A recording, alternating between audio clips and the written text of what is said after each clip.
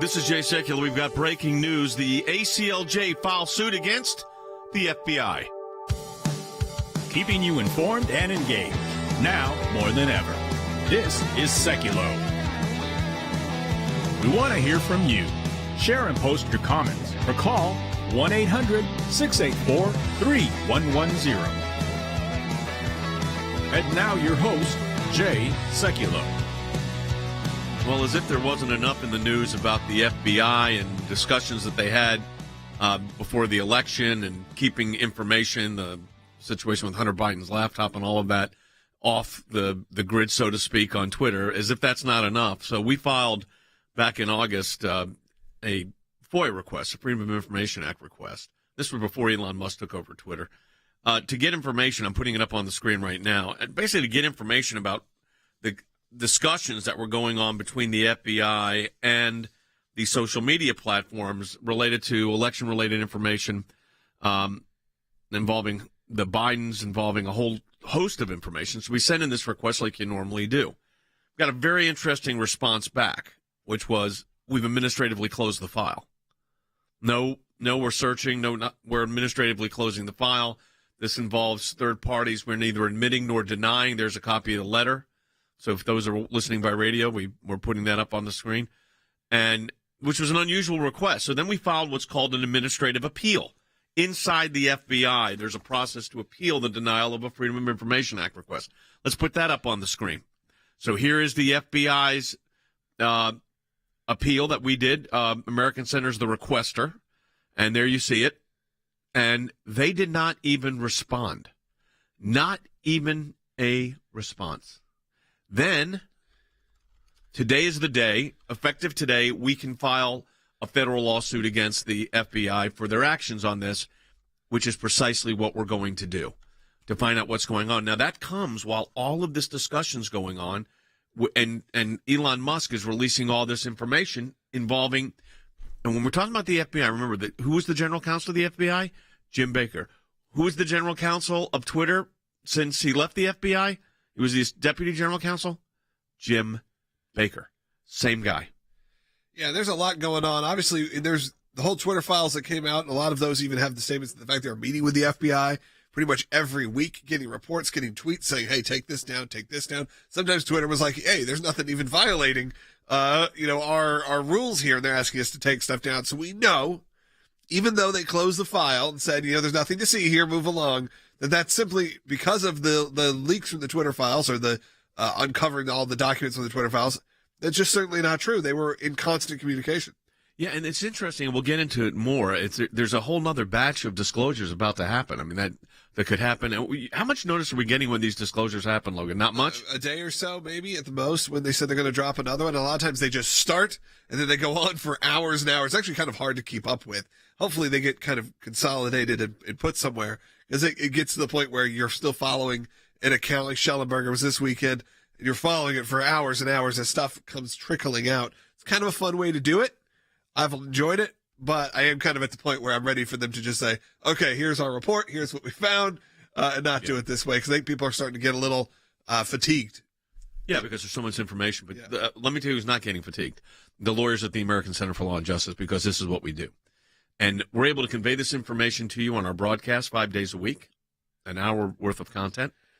We also have, as you know, lawyers that are actually litigating this issue. And when we talk about what the FBI was up to, well, we're going to find out because we're suing the FBI. This is not the first time, by the way, and you always find out information when you do this. And we're insisting on governmental transparency, and that's why we have an Office of Governmental Accountability. And that office is very aggressive. Ben Sisney heads up the litigation aspect of this with a team of lawyers. That's why your support of the ACLJ is so critical, whether it's this broadcast, whether it's going after the government when they're overreaching, whether it's finding out what happens with your taxpayer dollars. Talking about that coming up. That's why we're here.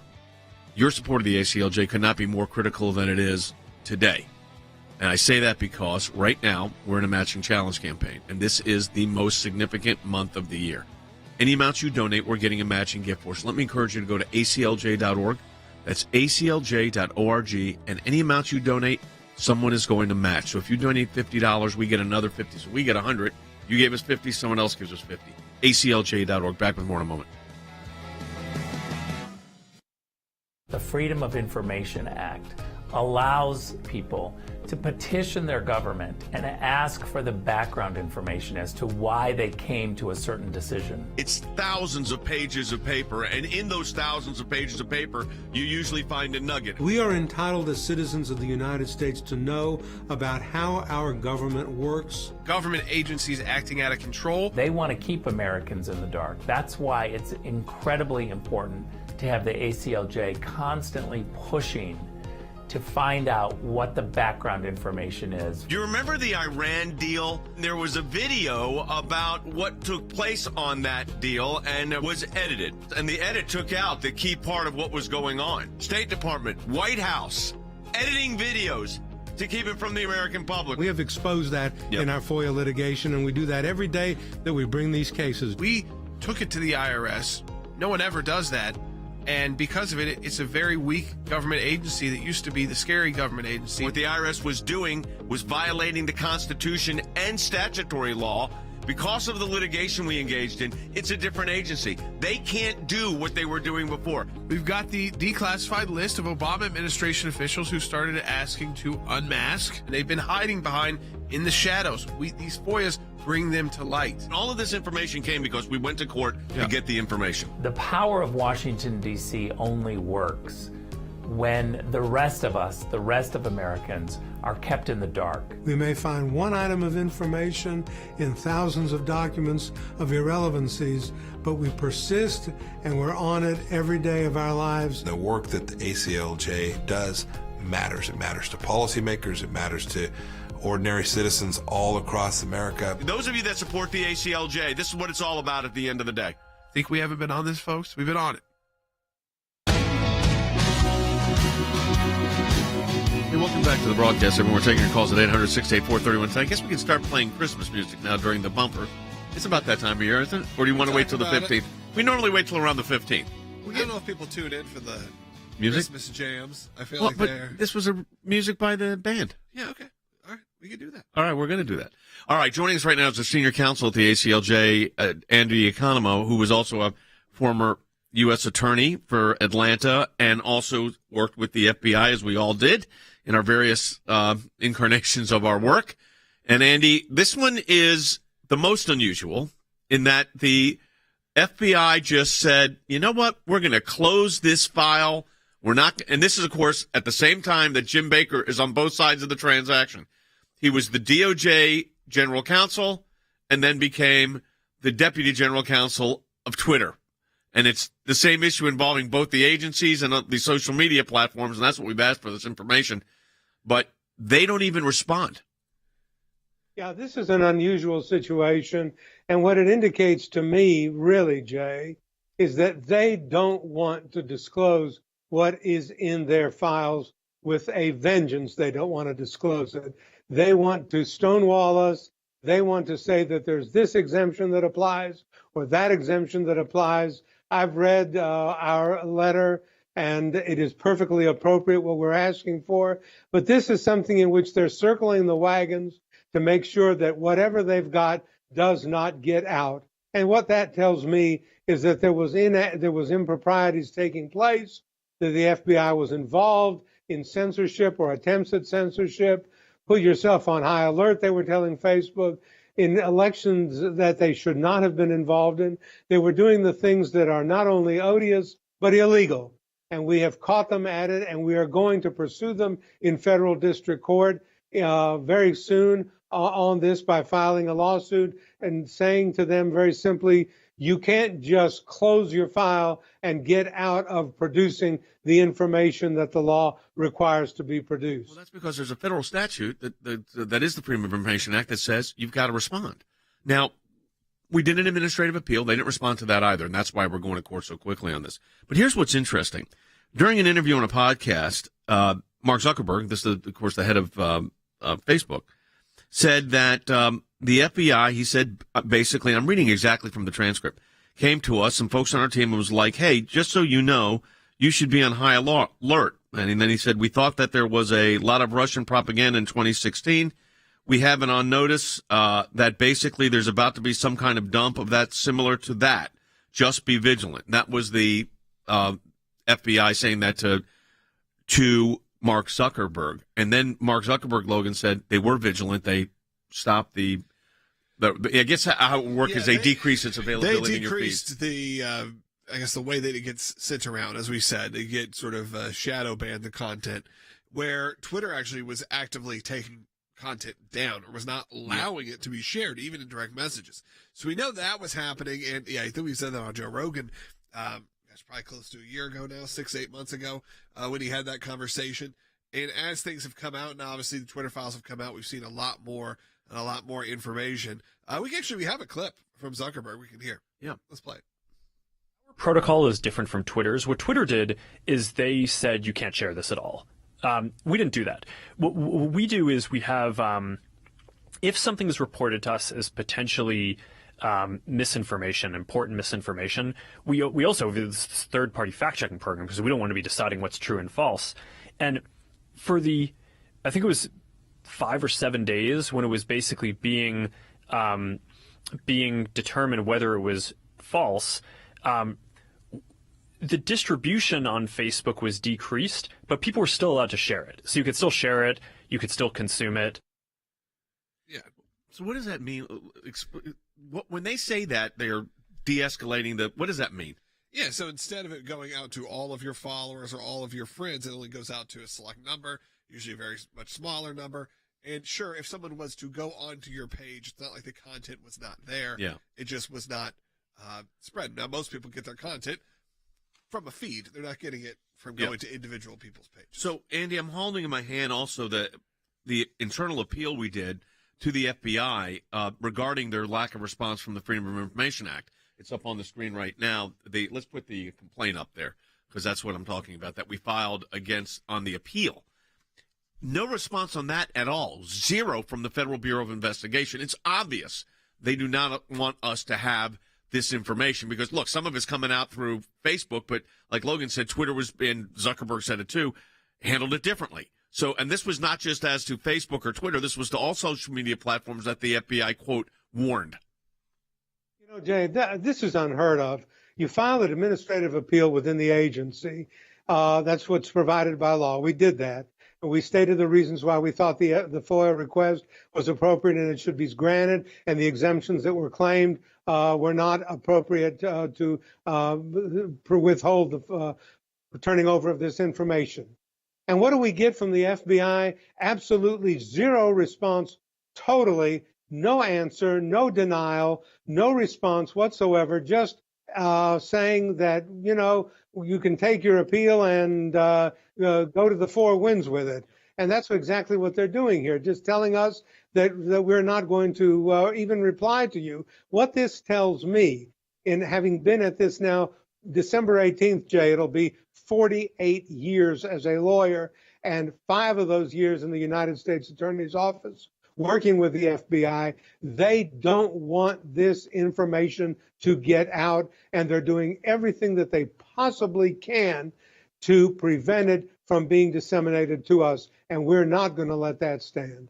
Let's go ahead and take phone calls at 1-800-684-3110. And as we do, Logan, we got a lot of people that are watching specifically on Rumble and actually YouTube as well. What do people need to do on Rumble to share this feed so we get more people, so we don't get suppressed? Facebook, we know, suppresses it. Yeah, Rumble won't suppress it. But you can, if you're watching on the desktop, you can click the little plus sign. You can comment, make sure to share it with your friends. Or if you're watching on the Rumble app, you can hit the thumbs up. Same on YouTube, hit the thumbs up, comment. Make sure you're subscribed to all the channels, and that if you're new on Rumble, I know they feature us a lot, so if you're new, make sure you subscribe. If you're on YouTube, do the same thing. Make sure you're getting all of this into your feed. If you're on Facebook, share it with your friends. We know the Facebook numbers have not been great recently, and we know we kind of really know why. And I don't think it has to do with the content here. No. So if you could share it, we'd appreciate that. All right, let's go ahead and take phone calls. 1-800-684-3110. Jerry in Rhode Island, you're on the air. Hi, Jerry. How are you? Hello, hello, team. I think Mr. Economou, if he's not right on the bullseye, he's close. Because the current people who would have to answer for the wrongdoing done by previously disposed people, they just don't want to go there. They don't want to be there, the ones to defend what you guys are alleging, what Mr. Economou knows from experience. No, I think, listen, Jerry, I think you're exactly right. I mean, you got the main player in all of this, the kind of the keeper of the keys to the kingdom, was the lawyer. who was the general counsel of the FBI, Andy. That would be, of course, Jim Baker. He leaves the FBI and ends up where? At Twitter as the deputy general counsel. He's now been terminated. So he's on both ends of this transaction, so to speak. So no wonder the FBI doesn't want to get this information out. That's exactly right, Jay. And how can James Baker live with himself with a conflict like this? He leaves the government, he goes to Twitter, and he's got conflicts all over the place, and he's protecting himself in many ways because of what he may have done at the FBI and what he may have done at Twitter. So he's coming up with these conflicting positions. I can't see how he can live with himself as a lawyer and have these conflicts existing as he does. This was actually brought up at the last press briefing, the White House press briefing. So let's hear a reporter, then followed by KJP's response.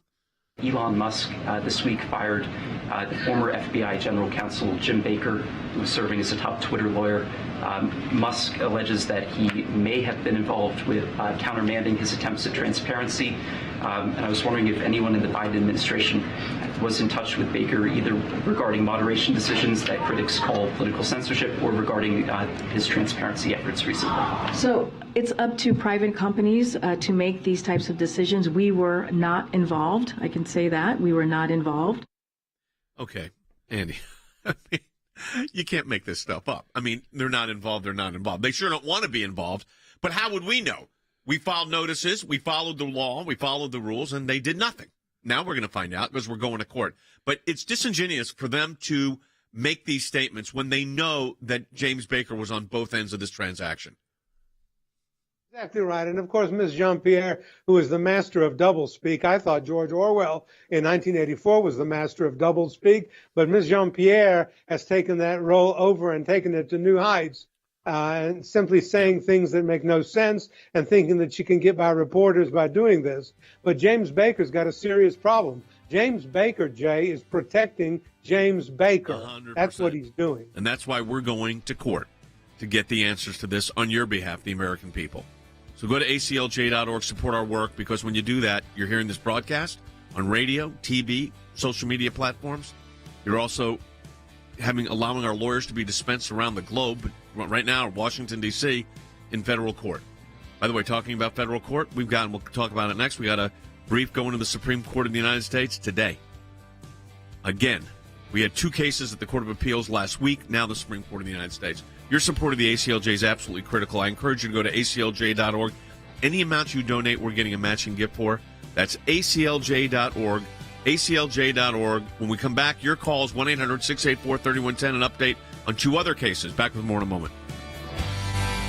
Around 100 people showed up to observe a legal debate over a controversial abortion ordinance in Pueblo.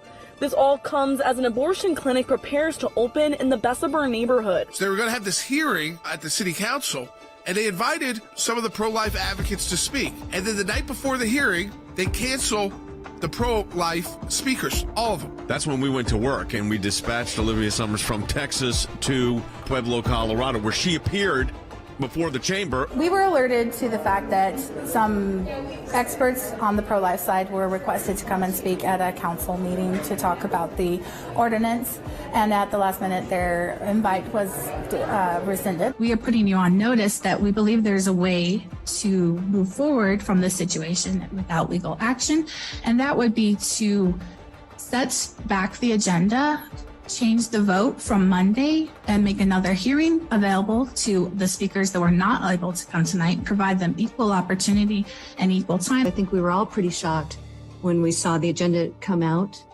and it was only one side. So when you have viewpoint discrimination, is the topic is allowed, the issue of abortion regulation, but we're only going to hear from one side of the debate, the pro-abortion side. And I've argued 3 of those cases at the Supreme Court. I've not had a justice in those 3 cases, not one justice has ever ruled against us. There is no greater public interest than the protection of innocent human life. And that's what's at stake here with this ordinance. And that's why these expert witnesses should be allowed to come, as they have been requested to be here. The ACLJ suggests that you take my recommendations into consideration. They recognize that if we are going to vote on an ordinance, we need to hear all the evidence and all the testimony on both sides and not just one side. So it really was a victory. All of this is intertwined, and it's because of your support of the ACLJ, because without it, it doesn't happen.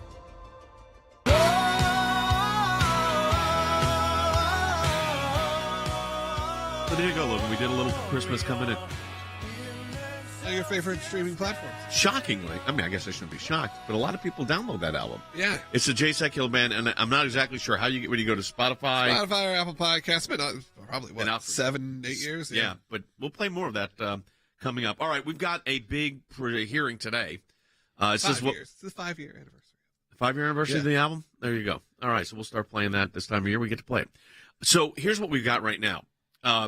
We've dispatched lawyers last week. Olivia from our office actually was in Dallas on another matter, I think on a family trip, and hopped up to Colorado because we had the pro-life clients were denied access to participate in a hearing that they were invited to. And that was last week. So let's tell everybody what was going on there, Cece, and then what we've done. Sure. So Pueblo, Colorado, they were having an executive committee meeting where they were discussing this ordinance that's a pro-life ordinance. And they had invited both sides, pro-life side and the pro-abortion side, to come and testify about this ordinance. The night before the meeting, the pro-life side was given notice that they were no longer invited to testify. And I think we had in writing one of the council members basically saying they didn't want a circus in their court. They didn't want to hear from the biased side of the pro-life. She said that to another council member. Yes. So they didn't want to hear the biased pro-life side. So we stepped in. I mean, like you said, we had an attorney in Texas. She flew up to Colorado, and we had a demand letter that they had to hear both sides, that it was viewpoint discrimination. They did allow our attorney to testify at that executive committee. And then we actually had a win where the committee decided that they would indeed hear both sides of the argument. The hearing is today. Yes. So what we did, because we're concerned about what's going to happen, is Olivia stayed, our senior lawyer stayed. And that hearing's going to go up today. I think, Logan, we've got a media team out there as well. We did. We sent a camera crew out there. So we can cover it. We're going to cover it to make sure this hearing goes off without a hitch. Because the argument here was over, put aside the ordinance for a second. The problem was the hearing was going to hear from one side of the debate, which is exactly what viewpoint discrimination does not allow. And our argument was you can't engage in viewpoint discrimination. And, of course, it was worse here because our clients were invited to participate. Yes, absolutely. In some meetings, depending on the city council and what the status of the meeting is, there are some meetings where there's not going to be a vote held, where they can hear who they want to hear. This was not the case here. This was an executive committee meeting, but they had invited both sides. So they had opened up the forum. They had invited both sides, and then they disinvited only the pro-life side. And so now tonight, we actually have 20 minutes for each side to speak, which was not going to happen the last time. The key here is the fact that we mobilized this all happened within about a 36-hour period. From denial, not even, probably 24-hour period, from denial of our client's ability. Well, the night before they were told, yes, you're going to participate, then disinvited the night before. That was a couple days before that. And then we got involved when the denial, in other words, when they were told they can't participate, that's when we got contacted. The idea, and then we immediately went to work. I mean, literally within hours, we had out information, including a demand letter, as CC said.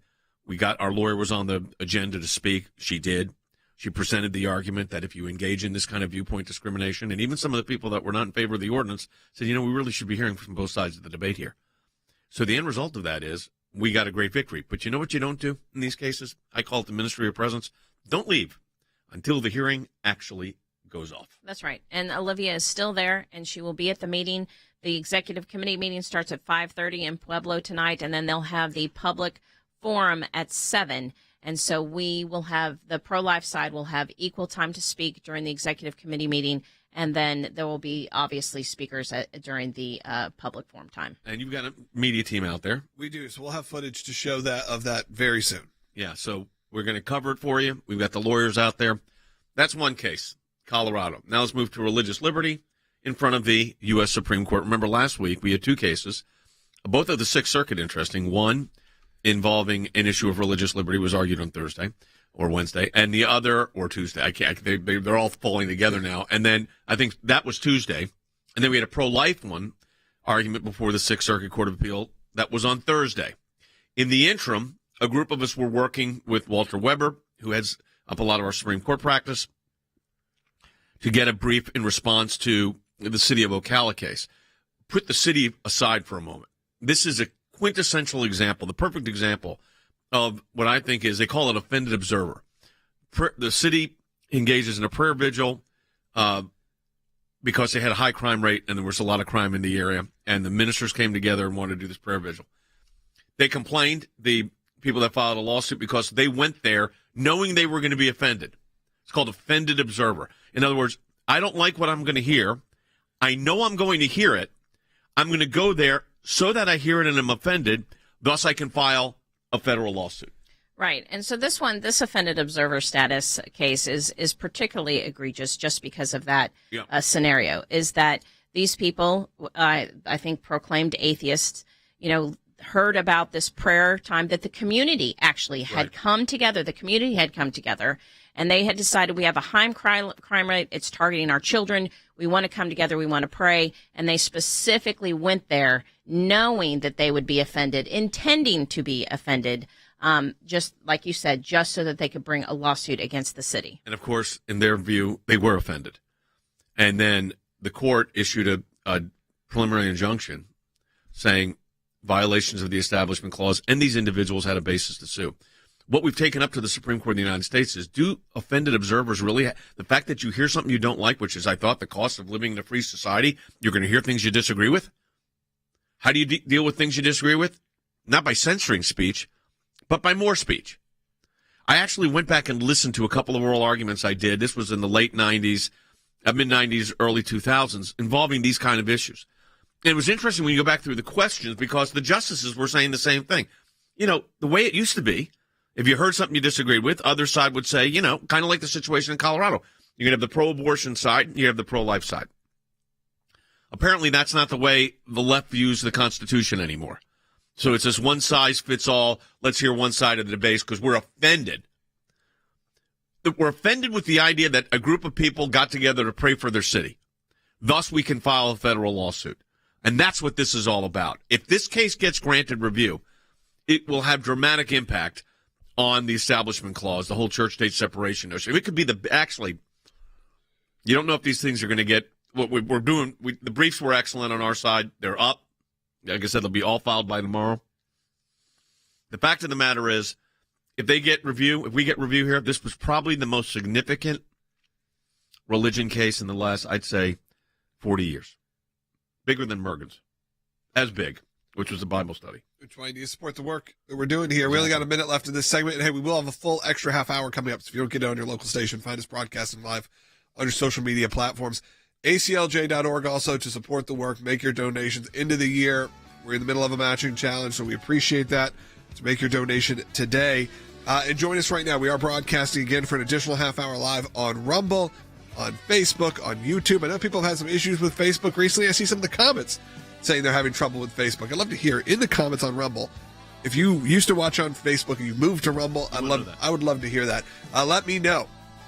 But you can support the work of the ACLJ at aclj.org, and you can give us a call. We will be taking more phone calls, and Rick Rennell will be joining us later in the show. 1-800-684-3110. That's 1-800-684-3110. Again, support the work of the ACLJ. Go to aclj.org, make your donation there, and check out all the incredible free content that we provide.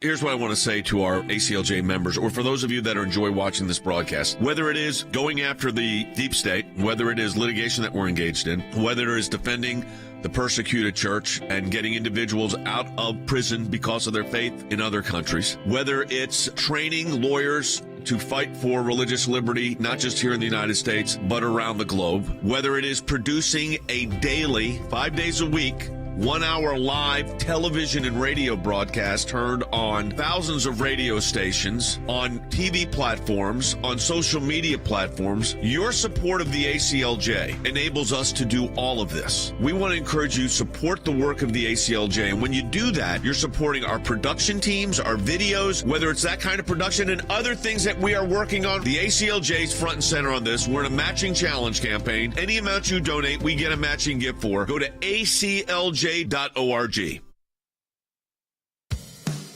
Keeping you informed and engaged, now more than ever. This is Seculo. And now your host, Jordan Seculo. 1-684-3110. That's 1-800-684-3110 to be on the air today. And also, if you're joining us on social media, put in your comments. We'll take some of those as well. So we just got, literally, I'm holding it up. I don't know if we have it in the, no, literally, it was just handed to me. This is the draft of the complaint that's going to be filed, American Center for Law and Justice versus the FBI. And this is because of the lack of information. And it was involving the social media situation. And again, James Baker was the general counsel for the FBI, ends up going over to Twitter. Now, this lawsuit's broader than Twitter. It's all social media platforms. We don't know what the FBI was telling people during this last cycle. And the FBI did not respond to our document request. They didn't respond to the administrative appeal that you're required to do under the statute, which we did internally. They said no response there. And they closed the file as if, sorry, we're done. Good luck. Probably not thinking we'd file suit, but they probably know better by now. Yeah, and I think that's the most, again, that's an egregious thing that the FBI does, is they can't just determine, hey, we're not going to answer, any of the questions that you've asked in your Freedom of Information Act request, and we're just going to close it out. Usually they'll give redacted information, or we'll kind of negotiate a little bit back and forth of what they will give. This time they were just like, nope, we're not going to answer, and it's closed. I think that's because this is particularly Logan sensitive. They got a unique problem here. We're pressing. We know who's on both sides of the issue with James Baker, the general counsel of the FBI, becomes deputy GC of Twitter. Twitter, in the interim of all of this, gets bought by Elon Musk. Elon Musk decides on the efforts of transparency. I'm putting this stuff out. Yeah, I think it's somewhat to try to save his platform, if you will, to make sure people know that, yes, they were right, and it's okay to come back. Because a lot of people had deactivated. Now it's kind of working on the converse, where a lot of your more liberal commentators or your more liberal celebrities are deactivating their accounts. But yeah, this was in transparency, and you use some top independent journalists to get that information out there. Yeah, it's a fascinating development when you think about it. When you can hold the government accountable like this, their pushback is to ignore it, because in court, what's going to happen is they're going to have to disclose the information, because by law we're entitled to it. That's right, and I think you're right. They're scared about that.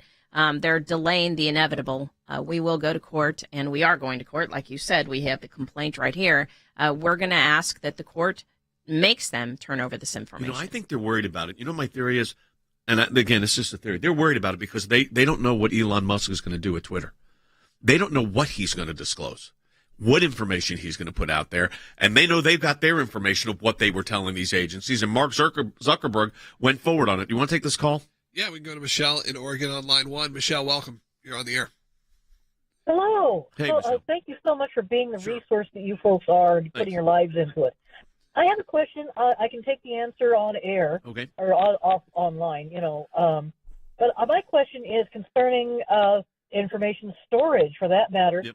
We live in a society now, it's very Orwellian, where it's not that information is being disposed of. It's just never existed in the first place because it's all electronic now. We live in an age where Hillary Clinton can actually have her embarrassing material just smashed with a hammer. Yeah, but let me tell you what they can't do. Let me tell you what they can't do, Michelle.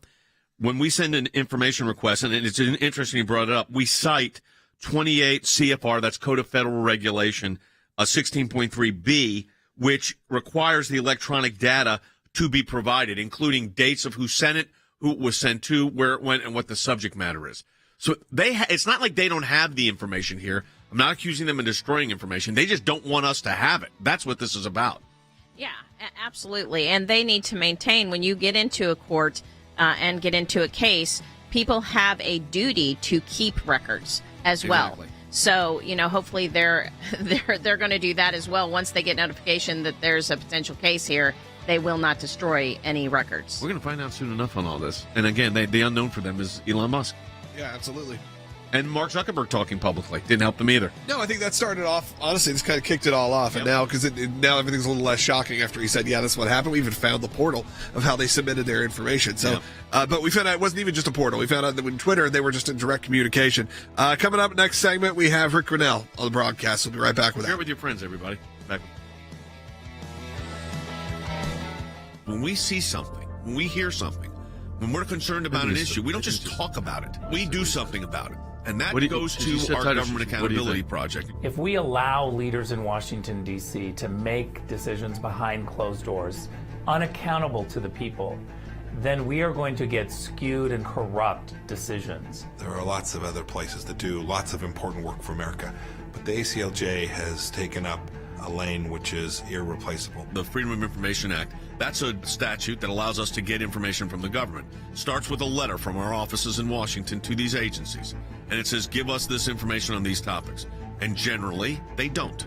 And then we go to court. We go through a series of lengthy negotiations back and forth about what they'll give or what they won't give. We may get tons of information that's redacted, and we have to then go back and say, you redacted too much. We can't really find out what you're giving us because it makes no sense. So it goes through a process of litigation. That is how you get information, and that office is going to be more active now more than ever. The ACLJ has been extremely active in vigorously seeking to hold these bureaucrats accountable. We have filed hundreds of FOIA requests. We have received over 20,000 pages of documents in our litigation. Holding them accountable, holding the Biden administration accountable so that all Americans are able to have faith in their government. We will up our efforts. We will not stop. You're finding a nugget in a gold mine. Occasionally you'll come up with something that is really a bombshell, but you have to persist in doing it, and that's what we do. That's a little bit of what we do through our Office of Government Accountability, and of course that comes under our Office of Government Affairs. So your support of the ACLJ supports all of that.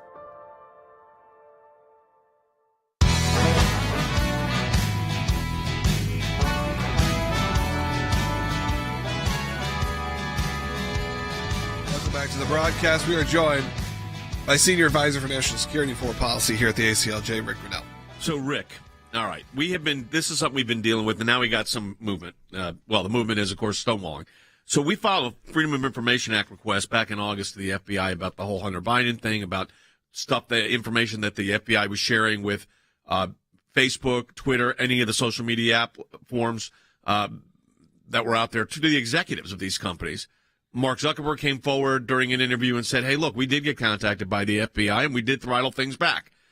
Elon Musk ends up taking over Twitter, buys Twitter, and starts releasing what was going on. And we find the causal link here to be James Baker, who, when you were in office, was the general counsel of the FBI. He leaves the FBI and then becomes, lo and behold, shockingly, the deputy general counsel of Twitter. Elon Musk fires him last week because he was stifling the release of the information. At the same time, the FBI closes our FOIA request, no response. We filed an administrative repeal, no response, which now allows us to go to court because they know what the exposure is here. But I think it's interesting to me that all this has happened kind of simultaneously, Rick. Yeah, look, they've been caught, right? They have been caught utilizing the guy who weaponizes government, who tries to silence dissenting voices. And this is what is really scary.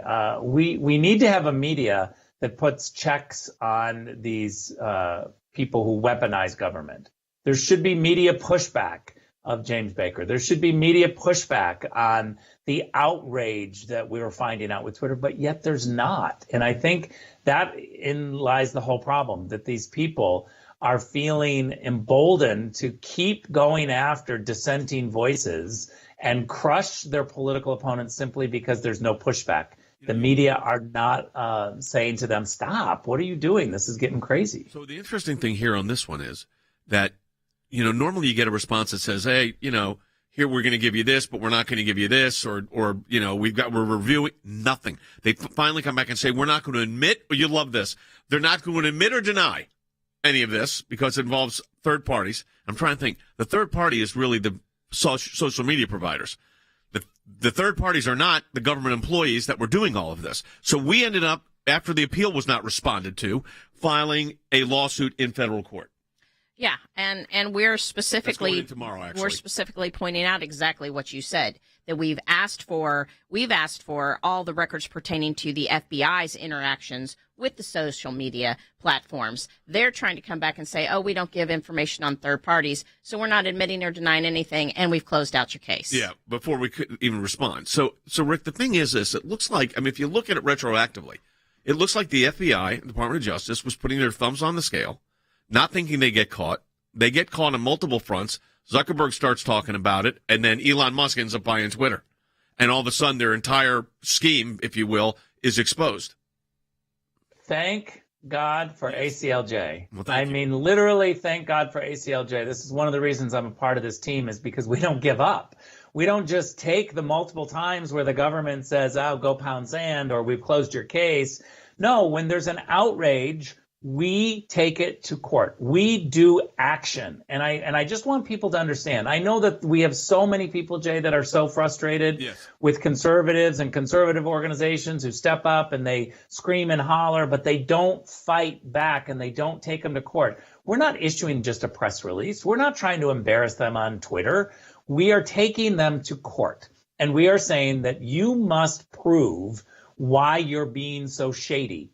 And I got to just say, thank God for that whole team. I'm a very small part of it, but thank God that I'm a part of it. And please keep fighting like this. This is what people want. Andy Econo famously said on our broadcast, our senior counsel, it's like a needle in a haystack. And you know this. You get 20,000 pages of documents, but there's one thing. I'll never forget the disclosure that we got in the Israel FOIA litigation that found out that the State Department, gave $1 million to Mahmoud Abbas's son under the guise of some humanitarian aid to his son. That's the head of the Palestinian Authority, for those that don't know. You would have never known that. And like Rick said, we're not just like, oh, this is horrible, the sky is falling. We're taking action. Now, Rick, you look at this now, and we just came through an election season. Now we're gearing up for another election season. It seems like we're always in election season these days. But this has got to be, the government can't put their hands on the scale of which party succeeds. That's just not the way. The American people can. They can elect whoever they want that's running for office, but the government doesn't get to make that call. They shouldn't get to, and they are getting away with it lately because we don't have the media. I know it keeps sounding like a broken record, but it's true. But here is the key. When organizations like ACLJ file an actual lawsuit, then you really put the media in a position where they can't ignore that. They're going to have to report that ACLJ is filing this lawsuit. Hopefully then somebody somewhere will say, well, what is the lawsuit? Let's look at it. But emphasizing this in Washington, D.C. and with the media is going to be incredibly important. I'll look forward to pushing it out on my social media, and everybody listening to this should. And we should ask our representatives to petition the government and say, you need to answer this lawsuit. This is a serious issue. This is a serious legal case. This is not just something flighty. When ACLJ does something, it's a serious case. There's a reason that in the First Amendment to the United States Constitution, we frequently cite the religion, freedom of speech, freedom of association, freedom of religion, freedom of speech, like I said, freedom of the press. There's also a thing, a provision in the First Amendment that says petitioning your government for redress of grievance. And that's precisely what we are doing here. But it has taken, in this particular case, we have had issues where they, kind of hide the ball. But CC, on this one, they are totally stonewalling. Absolutely.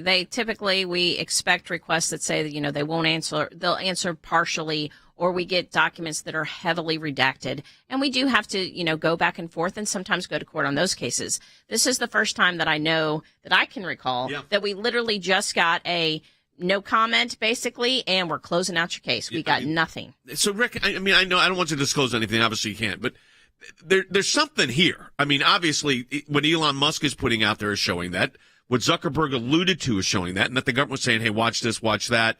which basically was putting the thumb on the scale. I always say, the way to handle speech you disagree with is more speech, not the silencing of one side. But, whether it's a city council in Pueblo, Colorado, where we dispatched ACLJ lawyers, or a prayer case in Ocala when they had a crisis in their community, this idea that you're putting your thumb on it or silencing one part of the debate is not the role of the United States government. And you have been our United States government at the highest levels as a member of the cabinet. But that's not the role of the government here.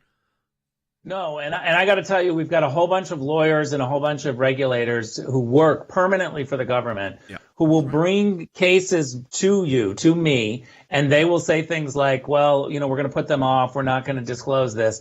I, many times in dealing with FOIA requests, would say, why not? Why don't we just share it? Why don't we be transparent? Even if we've made a mistake, I think that you get credibility when you are transparent and you're open about even mistakes that you made. This is what should have happened early on in the Russian investigation, the Steele dossier. It didn't. They kept covering up more and more. And it's the reason when I was DNI, why I got in all sorts of trouble for releasing 52 transcripts and unredacting all that information. They swore that I was giving up, terrible secrets and that I was going to be sued personally. Well, none of that ever happened, and I disclosed all of them. I think transparency is a good thing, and I think the American people can handle it. I appreciate it. Rick, thanks for your comments and your support of the ACLJ as part of our team. Folks, this is where it comes in, and Rick said it. Don't go yet, Rick, because I think this is important for people to say. Folks, when you're supporting the ACLJ, you're not just supporting this apparatus that you're seeing on air. But, and Rick could tell you this, when we're filing these lawsuits, this is serious stuff and takes a lot of time. And your support on this, the people watching this broadcast right now, their support on this, especially the matching challenge, Rick, is critical to our success. Well, the reason why it takes a long time, I just want to emphasize this, is because we're serious and we're trying to do it the right way. We're not just trying to issue a press release. When you go to court, you don't want to have your lawsuit completely just thrown out. You want to be able to have serious substance. That takes time. And that takes lawyers, and that takes people really thinking through this. So what you get is a serious team. I hope people will support the ACLJ. That's the reason why I'm here, is because it's a serious organization that I know has leverage and push. And when they speak up in Washington, D.C., people have to listen. Thank you, Rick. We appreciate it. Folks, this gives you a great opportunity to, if you're able, we encourage you to do this. Support the work of the ACLJ. This is the month where we determine the budgets for the next year, and we've got big expansion plans that we're going to share next year. Your support makes all the difference. We're in a matching challenge campaign. Logan's going to let you know how that works, but it's really critical that we hear from you. That's right, and you can do that at aclj.org. You can also right now, look, we're going to take some calls in the next segment. If they come in, give us a call, 1-800-684-3110, 1-800-684-3110. Phone lines are open right now. You can also get your comments in on social media, but we'd love to hear from you. But also support the work of the ACLJ at aclj.org. Look at all the great free content we put out there on all of our social media platforms, whether that's Rumble or YouTube or Facebook or Instagram. We are everywhere. You can find all our content. We make it available for you to be able to share it, to get the word out there as well. Not just a one-way street. We need you to be out there and supporting the work, not only financially, but also by liking, sharing, commenting. We'll be right back.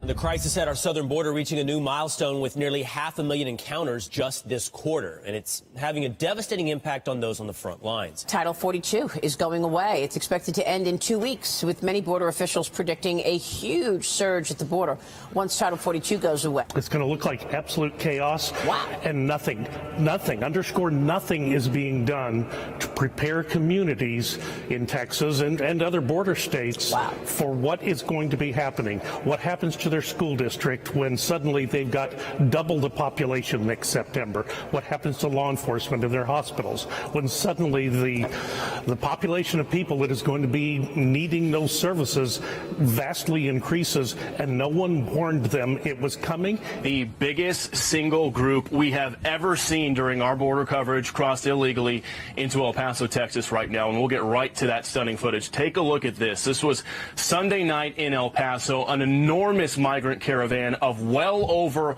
1,000 people crossed illegally into El Paso last night. El Paso media reporting it is potentially the biggest mass crossing in the city's history, potentially at least in decades. And you can see from this video wave after wave after wave of hundreds of these migrants just walking across the river and then gathering on the U.S. side of the river. They form a single file line, which you'll see in the video at some points goes as far as the eye can see. This week, President Biden once again refused to visit the border, saying, quote, "There are more important things going on," end quote. It's no surprise the president doesn't want to go to the border because he'd have to confront the crisis that his rhetoric and policies have created. In 26 days, Republicans will take control of this chamber, and the Biden administration should be prepared to take account for their complete failure to address this border crisis.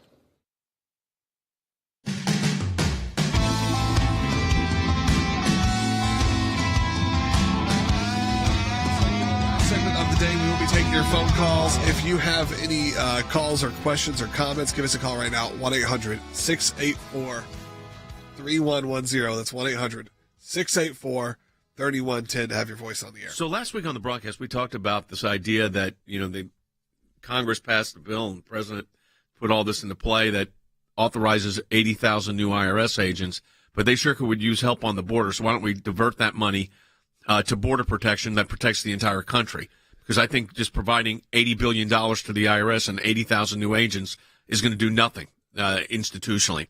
Interestingly, Representative Claudia Tenney from New York has introduced a bill. It's called the Diverting IRS Resources to the Exigent Crisis Through Direct Funds for Border Security. This, again, you got $80 billion was allocated for the IRS. She says that and this is true, that the IRS was going to hire all these new enforcement agents, and they had all these issues about going after mid-level taxpayers. Tenney herself is a former tax lawyer, and she said this: what my bill simply does is this. Don't hire 87,000 new IRS agents. It could be directed to the border where we really need assistance. The Border Security, Customs and Border Patrol, are dealing with an unprecedented numbers like we've never seen in our country.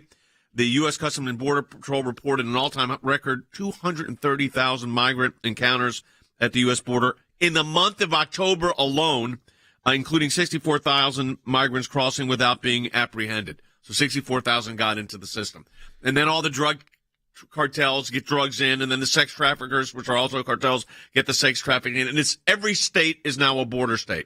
But Andy, the idea, Andy's senior counsel for the ACLJ, back with us, the idea that redirecting this money, I think, is brilliant. We've been calling for it. I'm glad she's introduced the bill. Obviously, it's not going to get voted on now, but I would think when the new Congress is put in place, this could actually pass. Now, there'll be a fight in the Senate, but you never know. I think a lot of people are uncomfortable with this huge allocation to the IRS, recognizing what the IRS is capable of mishandling. Well, I agree with you, Jay. I think that instead of 87,000 new IRS agents, we need 87,000 new Customs and Border Patrol agents because, as you just said, every state is a border state, not just those that are geographically located at the southwestern border of the United States, because the migrants who are coming in illegally are disseminating into the entire country. They're not limiting themselves to California, Arizona, New Mexico, and Texas. And that's a stupid thought to contemplate. They're going everywhere. They're everywhere. But I think that what the president has done when he says there's more significant things at the border is really than the border is a very significant statement to make, because the border is an existential aspect of America, of any country for that matter. The borders, in Greek, ta sinora, those are what define us as a nation. Even President Obama said that borders were a sacred thing. Could you imagine President Kennedy making the statement that the borders, there are more important things to do and more significant things to do than the borders? Can you imagine John Kennedy, the Democratic Party in 1960, making a statement like that? And yet we ignore the borders. The president will not go down to the border. He'll go near the border, but he won't go touch the border and admit face to face the crisis that is happening there. We don't need any more IRS agents. We need more Border Patrol agents. Well, that's what Representative Tenney's bill does. And, I was thinking about this, Logan, as we look at this. I still want to go down to the border. I know we've been invited in the past. We really need to do that and bring a crew down there and be able to produce it for our own eyes here, because we are at I hate using the words pandemic, epidemic portion, but that's what this is. It's out of control, and it's all 50 states are border states now. Yeah, it's definitely impacting everyone, whether family. Yeah, exactly. Every family in terms of what's coming across the border, whether that be drugs or other weapons or whatever it may be that's happening. Obviously, you do have to look into the big picture of the border in general, figure out how you secure the border and how we also fix the immigration crisis happening. Both two things that are not impossible, but are certainly uphill battles right now. You know, it's interesting. We got a comment on Rumble that says it's clear that the Democrats' agenda, they want an open border and they want the IRS to go after $600 transactions.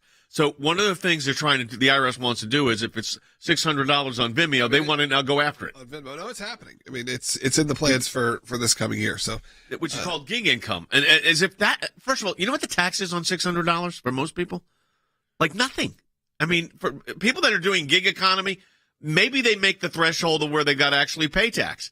But the idea that this is where you're going to spend your resources, Andy, when the border's out of control, really is absurd. It doesn't make any sense whatsoever. I've dealt with IRS agents. I supervised them in the sense that I was in the U.S. Attorney's Office and they work for me. They're a good crew, especially the special agents who do criminal investigations. But we don't need to take $80+ billion and hire 87,000 new IRS agents to go after what are really pennies and insignificant amounts of tax dollars when you've got a serious crisis at the border, when you've got thousands and thousands. And you saw the video that we just showed in which people are just in single file coming across the border, walking across the Rio Grande and simply making their way into the United States. Look at this, going into the population without any question whatsoever being raised about them, just sort of sauntering into the United States. What does that mean about the sanctity of our borders? What does this do to law enforcement? What does this do to schools? What does this do to hospitals? It's overwhelmed law enforcement. It is overwhelming our medical system. 64,000 migrant crossings without being apprehended. That means more than 50,000 people in a month. This was in October. Came through the United States, crossed without being apprehended. No data, no notice. We have no idea. We know there were 64,000. We have no idea who they were, where they went, or what they were up to. And this is dangerous for the United States. So at the ACLJ, what we're doing is we're on top of this. We're dealing with Congress. We're dealing through this through litigation. We're getting calls from state representatives and governors of states that are concerned about what's going on in their borders. As Andy said, this is affecting everywhere in the country right now. Every state is a border state. I mean, you know, where our media headquarters are towards the middle of the country, let me tell you what happens. You got these expressways, that's what their sex traffickers use. You stop to go get your snack to eat, other cars are stopping, and they're involved in drug distribution. This is what's going on. And instead of hiring 87,000 new IRS agents to work on a system that doesn't work, could you imagine adding 87,000 new Custom and Border Patrol agents down on the border, what that would do, Andy? Almost 100,000 new agents? That would tighten things up. Yeah, I would say that it would tighten things up dramatically, and that's exactly what we need. Look, we need to protect our borders. That's what we are all about as a nation. That's what Germany went to war with. England went to war with Germany over what? The Polish border. So learn something from history. Borders are important. They're existential entities. They mean and define a country. Yep. We cannot just let them be porous. That's what the Biden administration is doing, and that is absolutely existentially wrong for the United States. Very appreciate it, Andy. Again, folks, this is a great time. We're not quite at the midsection of the month yet, but getting close. And your support of the ACLJ makes a huge difference. We have big plans for next year. Big expansion. Your support of this is absolutely critical. This is where you come in. If you donate anything right now, we're getting a matching gift. So if you donate $50 or $100, we get another $50 or $100. If you donate $20, we get another $20. So what that means is those amounts of money get added to the ACLJ's budget. And that's where you come in. If you donate today, we're going to get that matching gift.